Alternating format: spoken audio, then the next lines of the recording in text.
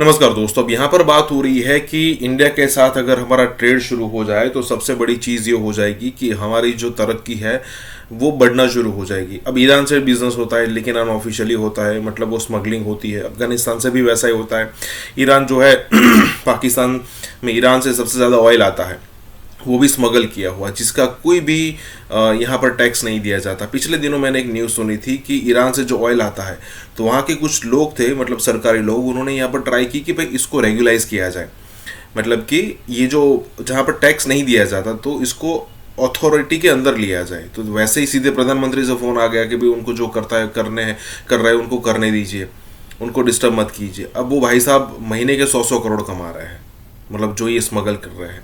कहने का मतलब ये है कि देश तरक्की तभी कर सकता है जब टैक्स मिले। तो टैक्स मिलने से ही अलग अलग जगहों पर डेवलपमेंट के काम हो सकते हैं, इंफ्रास्ट्रक्चर डेवलपमेंट हो सकता है। लेकिन अगर ऐसा ही रहा तो पाकिस्तान में आज नहीं, आने वाले 20, 25, 50 सालों तक कुछ नहीं होने वाला।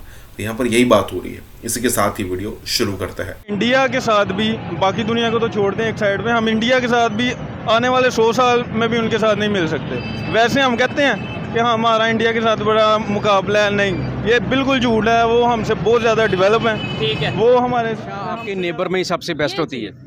ट्रेड आपकी इंडिया के साथ बेहतर हो, आपके अफगानिस्तान के साथ लीगल ट्रेड हो, हाँ, ऐसे ही है। ईरान के साथ लीगल स्मगलिंग नहीं हो, जिसमें आपका जो चीज़ हो डॉक्यूमेंटेड हो, टैक्स आए, चीज़ें हो। तो आपके लिए सबसे ज़्यादा आसान चीज़ इंडिया भेजना है या इंडिया से लेना है कि चाइना भेजना है? हमारा एक ही जहन बन गया कि बस वो हमारा दुश्मन मुल्क है। हमने ये जहन बना लिया कि हम ये नहीं करते यार कि उसके साथ मिल के कोई कारोबार बिजनेस अपने मुल्क को तरक्की की तरफ लेके जाएं।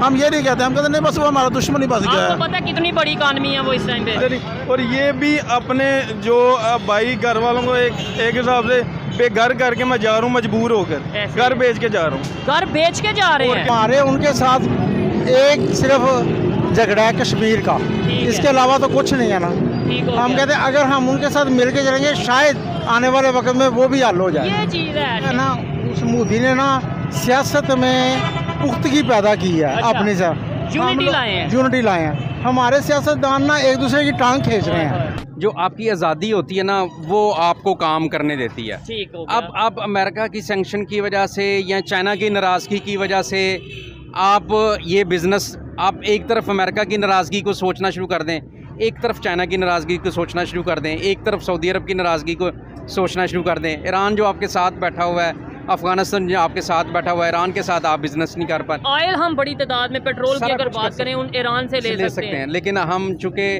हमारी आज़ादी है वो रियल में नहीं है, हम अभी भी आज भी दूसरों के हुक्म पे काम कर, ट्रेड भी उनके बात पे करते हैं। तो फिर यहाँ पे कैसे कुछ भी नहीं हो सकता, फिर कोई चेंज नहीं आ सकती। आप जितना मर्जी पाकिस्तान में पोटेंशियल है, जब तक आप आज़ादी से अपने फैसले नहीं कर पाएंगे आप बिजनेस नहीं कर पाएंगे। बड़ा अच्छा लग रहा है इनसे बात करके, लेकिन इनका खाना आ चुका है तो इसलिए थोड़ा कोशिश करेंगे यहीं पे वाइंड अप करेंगे। सर लास्ट में ये बता दें, देखें ये बात हर एजुकेटेड बंदे को पता चल चुकी है कि भाई जो पाकिस्तान में हो रहा है कहीं ना कहीं, देखें गलतियां हमारी हैं, ये नहीं हम कहेंगे कि हमारी गलती नहीं, गलतियां हमारी हैं, लेकिन अब उन गलतियों का फ़ायदा अमेरिका हो या कोई भी कंट्री हो वो अपने तौर पर उठा रहा है। कैसे इस मुश्किल वक्त से निकल सकते हैं? आज भी अगर अपनी जो गलतियों को मान के रिलेशन इंडिया के साथ ओपनली बेहतर कर लें, हम कभी चाइना के पास जो हाथ फैलाते हैं, कभी यूएस के पास हाथ फैलाते हैं, ट्रेड बेहतर, एड की बजाय ट्रेड की तरफ चले जाएं।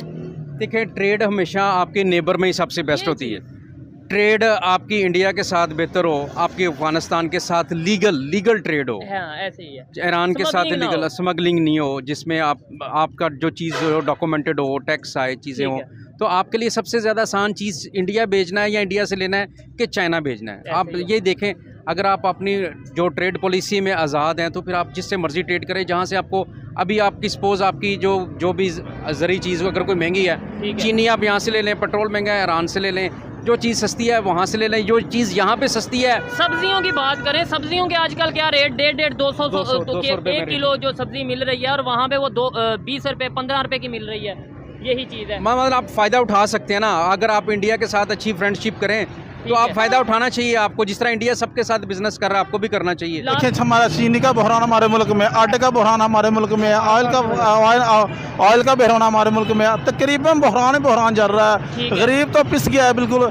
हम सारा कुछ तो वहाँ पे चला जाता है, अफगानिस्तान चला जाता है, चाइना ले जाता है, बांग्लादेश चला जाता है, इंडिया चला जाता है। हमारे पास तो कुछ भी नहीं रहता। हमारी वहाँ सड़कों पे आ गए, जलील हो गए लोग, खाने को नहीं है। आपकी ये बात मुझे समझ नहीं आई। अफगानिस्तान की थोड़ी बहुत समझ आती है स्मगलिंग से, वहाँ पे चीज़ें जाती हैं, डॉलर जाता है या दूसरी चीज़ें। इंडिया या बांग्लादेश अगर जाती हैं वो कैसे, वो तो फिर अगर पहले नंबर पे इंडिया तो जा नहीं रही क्योंकि ट्रेड बंद है हमारी, ठीक है, इंडिया तो नहीं जा रही। पता है क्या बात है, बांग्लादेश इस तरह हो रहा है कि जितना भी हमारा सरमायाकार है, बिजनेसमैन वो इंडस्ट्री वगैरह उधर उठा के लेके जा रहा है। इधर जो है ना सारे लोग बेरोजगारी की तरफ जा रहे हैं। तो सर उसमें बांग्लादेश का कसूर है या हमारा कसूर है? बांग्लादेश का कसूर तो नहीं है, हमारे सारी पॉलिसीज का कसूर है, ठीक है। और बांग्लादेश जो है वो तरक्की कर रहा है हमारी वजह से, हम पीछे जा रहे हैं। अफगानिस्तान देखें, उसकी जो डॉलर रेट है वो कम है, हमारे ज़्यादा है। क्यों? इधर से सारा डॉलर उधर जा रहा है। अच्छा, अभी जो इंडिया है जिस तरीके से डेवलपमेंट की तरफ जा रहा है, आपको पता ही होगा, मतलब आप बिजनेसमैन हैं, नज़र रखते हैं,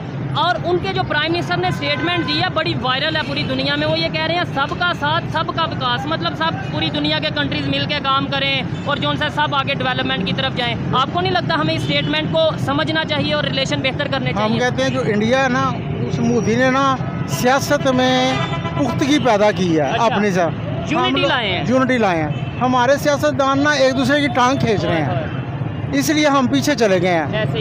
हम चाहते हैं कि ये जो है ना, ये बंदा अगर ऑनेस्टली है तो ये क्यों है, ये भी करप्ट होना चाहिए। ये अगर आगे जा रहा है क्यों जा रहा है? हमारा सबसे ज़्यादा हमारी कौम में बहुत प्रोफेशनल है, मगर मोरल इसलिए ज़्यादा है कि हमारे सियासतदान, हमारा लीडर कोई नहीं है। हमारे जो ऊपर है, हेड करने वाले हैं, लीड करने वाले वो सब।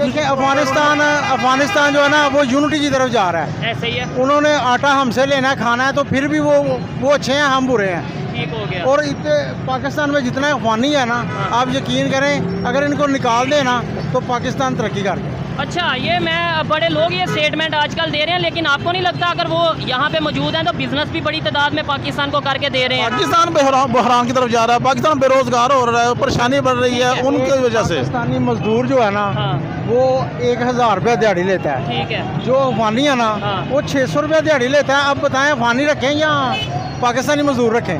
ये तो बात है। हम बिजनेस करते हैं ना, हमने तो उसको फेवर करनी है ना। बिल्कुल है। अब बेरोजगार कौन हुआ?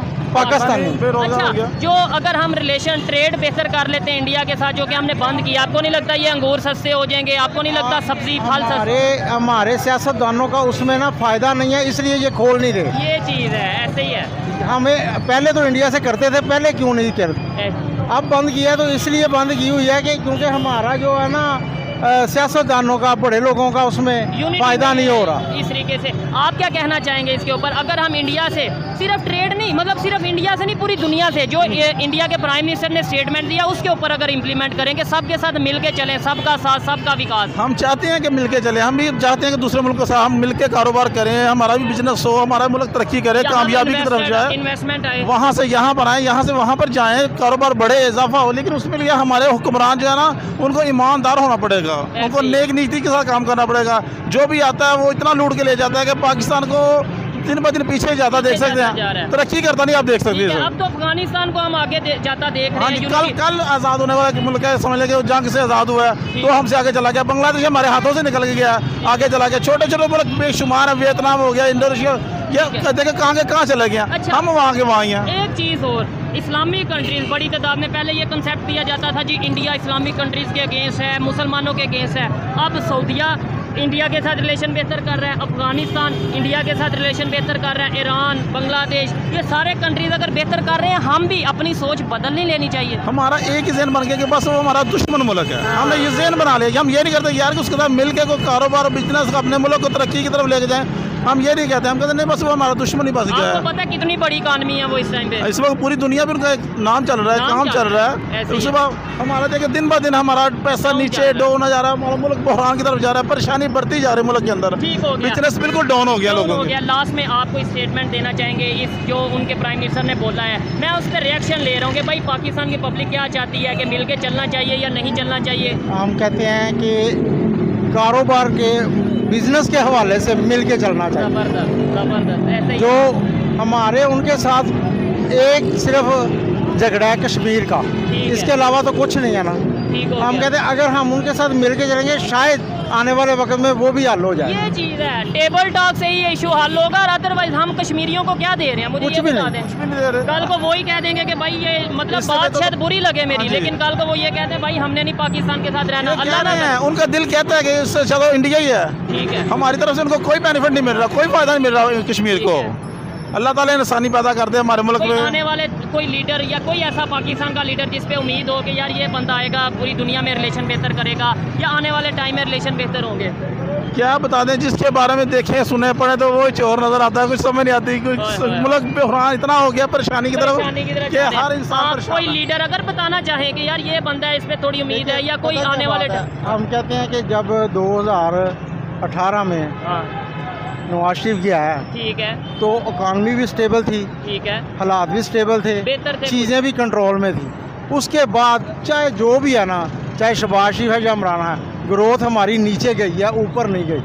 यही चीज़ है। ट्रेड इमरान खान साहब के दौर में ट्रेड बंद हुई, ट्रेड बंद हुई इंडिया से, और इमरान खान साहब ने एक चीज़ पे फोकस करते थे, दूसरी चीज़ पे फोकस नहीं करते थे। ठीक हो गया कि जी फैसलाबाद की यूनिट चल रही है मिलने, ठीक है जी, बाकी मुल्क की बंद हो जाए, खैर है, खैर है।